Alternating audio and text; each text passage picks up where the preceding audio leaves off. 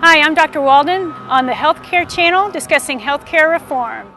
The Senate healthcare reform bill had a surprise in it, what they call the Botox, or a tax on elective cosmetic surgery. You've been talking about that in the media. What are the plastic surgeons' views on that, and why do you oppose it? Well, we pretty much uniformly oppose it, as do 17 other surgical societies in the United States, and that's because we consider it to be an unfair unilateral tax against working middle-aged women, which is the main demographic of plastic surgery patients. 90% of cosmetic plastic surgery patients are women seeking self-improvement, and we consider it to be a little unfair and discriminatory to tax them. And most of our studies show that the average income for those people seeking treatments are between $30,000 to $90,000. So this is not a tax on the rich Republican housewives or anything like that. The other thing is that we don't want government officials really trying to determine what is medically necessary or not, because they just can't. That's the purview of healthcare professionals, doctors and nurses and paraprofessionals. And so what is a breast reduction functional? Is it actually going to help a patient, or is it just for cosmetics? The government really doesn't know how to establish that. We also saw in New Jersey that this failed, and we're trying to get that repealed in New Jersey because of a huge budget shortfall. So that we don't feel like the cosmetic surgery tax is easy to administer, and it's rather arbitrary. That's interesting. What happened? Remind us what happened in New Jersey. When did it go into effect, and why is it not working? They found that it was difficult to administer, so they've had a huge shortfall of millions of dollars on what they expected, just because it costs so much to administer the tax.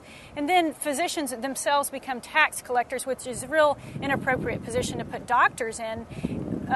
Overhead and payroll will increase in doctors' offices to administer the tax and find out, who's going to be taxed, who's not, and fill out all the government forms to do this. We just don't feel like this is the appropriate way to raise money or get money to fund a healthcare reform bill. Doctors and nurses should not be the ones that are taxed, and neither should patients. If patients don't pay this tax, then it does fall on the shoulders of the physicians to pay it, and that's no way to reform the healthcare system. It's not going to make patients or physicians happy.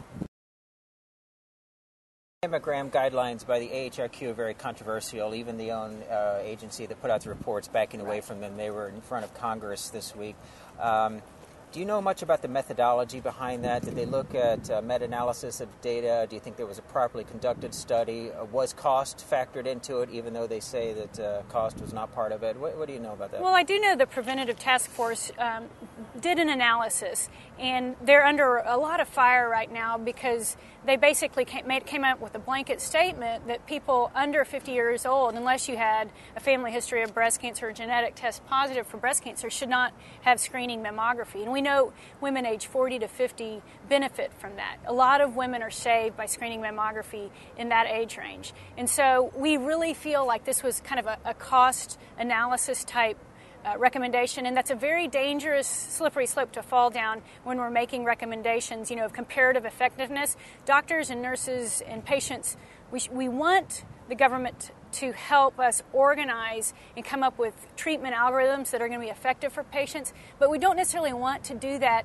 if it's what we're going to tell the insurance companies to cover or not cover, or it's just too expensive to screen everyone age 40 to 50, because that's not safe. Mammography saves lives, and it is clearly demonstrated. We've seen more women in their 30s being diagnosed with breast cancer than what we were taught in medical school decades ago. Have you seen it earlier and earlier? Right. I've seen women in their 30s and 40s. I have patients, as a plastic and reconstructive surgeon, I often am asked to improve the cosmetic outcome of breast reconstruction patients. And so I do see patients who I may inject Botox on a woman, and 6 months later I will walk in the room and her hair has fallen out from chemotherapy, and she's 35 years old. And can you imagine she would be dead if she did not get screening and imaging tests in the timeline and get that treated appropriately and do what the U.S. Preventative Task Force is recommending. So I feel like we are seeing it earlier because of screening has increased. Digital mammography has improved the level of what we can see and detect on mammography. So all is not lost. We just need to improve our current algorithms, and we have improvements in imaging techniques too.